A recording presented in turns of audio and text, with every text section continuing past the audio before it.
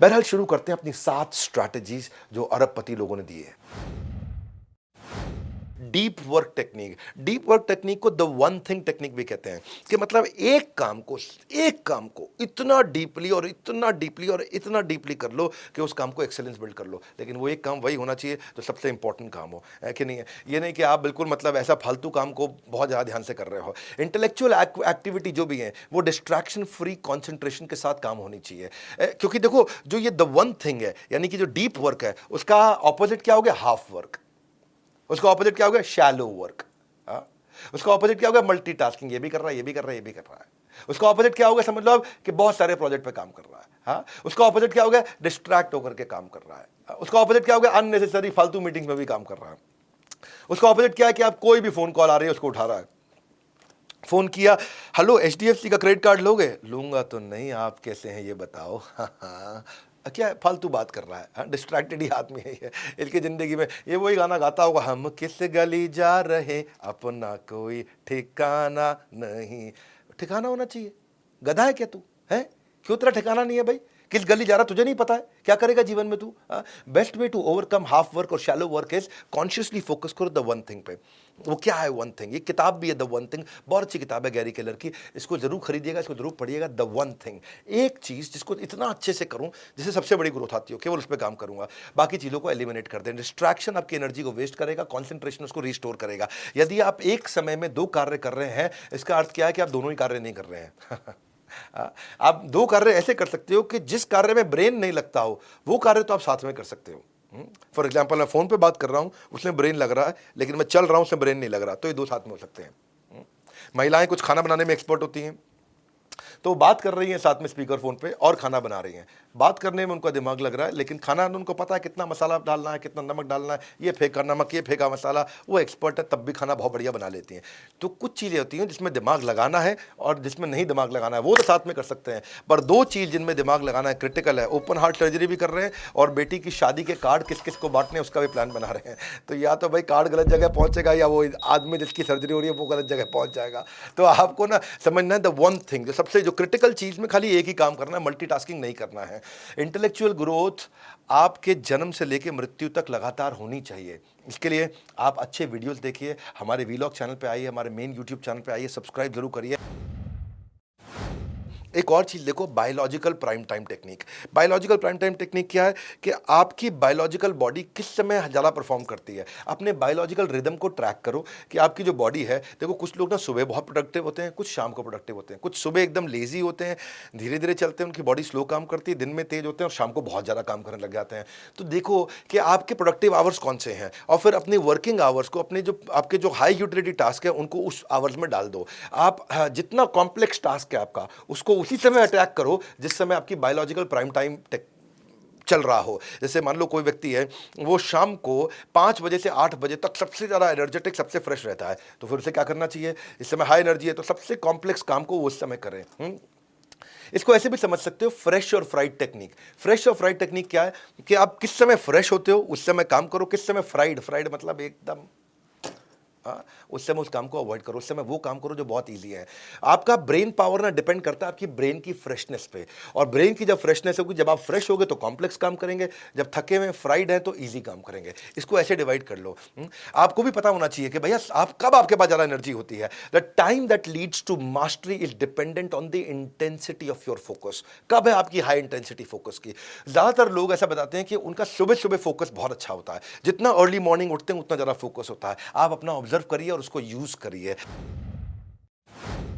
अगली है time log. Time log का मतलब क्या है? अपने टाइम वेस्टर को ट्रैक करो, टाइम वेस्टर को ट्रैक करो। टाइम लॉग देखो कि इसमें क्या है, इसमें आप यूटिलिटी प्लान करो। कॉफी ब्रेक लिया, यूटिलिटी यानी कि मुझे ये कितने रुपए की कमाई देगी, कम देगी, तो उसने लो कर दिया उसमें यूटिलिटी को, और ड्यूरेशन लिख दिया 15 मिनट मेरे निकल गए। प्लान था नहीं था। ईमेल चेकिंग मीडियम यूटिलिटी है, सेल्स कॉल हाई यूटिलिटी है, इससे रेवेन्यू आएगा। अर्जेंट मीटिंग लो यूटिलिटी है, 60 मिनट चला गया। मैं रिव्यू पीपीटी को देख रहा हूं, हाई यूटिलिटी है, इससे मेरी कमाई होगी, इस पे 120 मिनट दिया। लंच को एक्सटेंड कर दिया, भैया लंच था 20 मिनट का, 40 मिनट कर दिया, लो यूटिलिटी था, उस पर मेरा 20 मिनट एक्स्ट्रा फालतू निकल गया, वेस्ट हो गया। पर्सनल फ़ोन कॉल ले लिया, लो यूटिलिटी था, उससे मेरा 15 मिनट निकल गया। तो ये देखना चाहिए कि आप कौन से काम कर रहे हैं जिससे रेवेन्यू बढ़ता है, कॉस्ट घटती है और कस्टमर सेटिस्फैक्शन बढ़ता है। High utility, medium utility, low utility. क्योंकि a goal without a timeline is just a dream. आपको पास में आपको अपने आप से प्रश्न करने चाहिए। और क्या प्रश्न करने चाहिए, मैं कुछ सैंपल प्रश्न बताता हूँ आपको। वो प्रश्न करेंगे तो आपको पता चल जाएगा आप कितने प्रोडक्टिव हैं, आपकी पीक परफॉर्मेंस आ रही है कि नहीं आ रही है।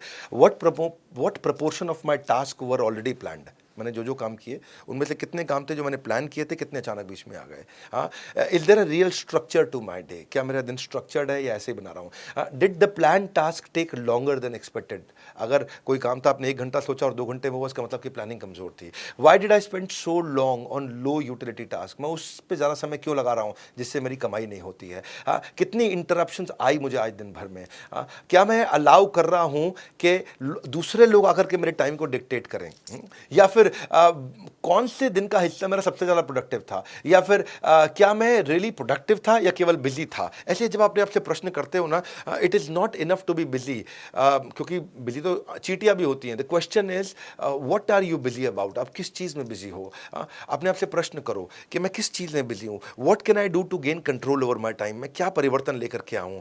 क्या मैं रियलिस्टिकली प्लान कर सकता हूँ अपने दिन को और बेटर तरीके से? हाँ, क्या मैं ज़्यादा स्पेंड कर सकता हूँ अपने high utility task? High utility task बड़ा इंपॉर्टेंट वर्ड है ये। हाँ, इसको बोलते हैं HUT, हाई यूटिलिटी टास्क। आपको केवल वही टास्क करने हैं जो हाई यूटिलिटी के हो, जिससे बड़े इंपैक्ट आते हो। On a scale of 1 to 10, आज मैंने कितना टाइम हाई यूटिलिटी टास्क पे लगाया? Time is more valuable then money. You can get more money, you can get more money, but you can not get more time. ये तो पक्का है बिल्कुल।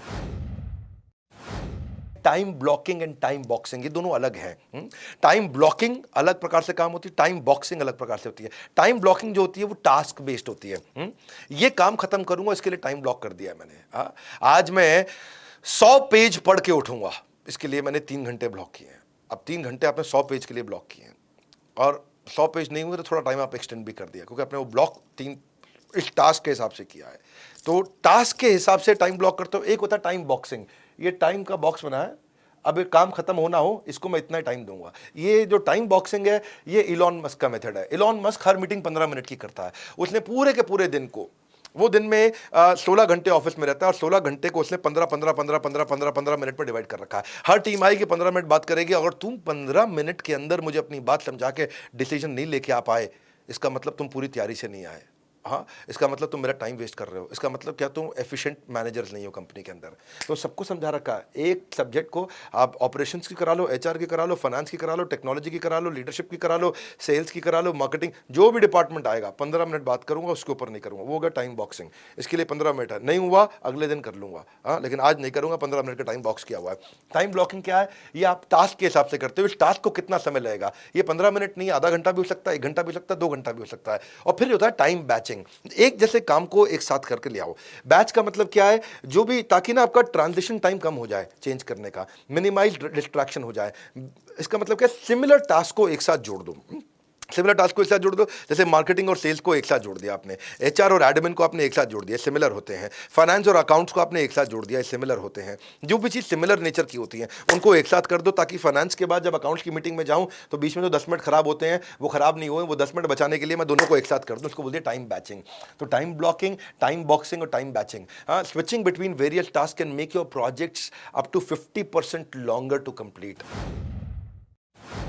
अगली है पोमोडोरो वर्सेस पोमेरियन टेक्निक। एक टेक्निक होती है पोमोडोरो। पोमोडोरो टेक्निक क्या है?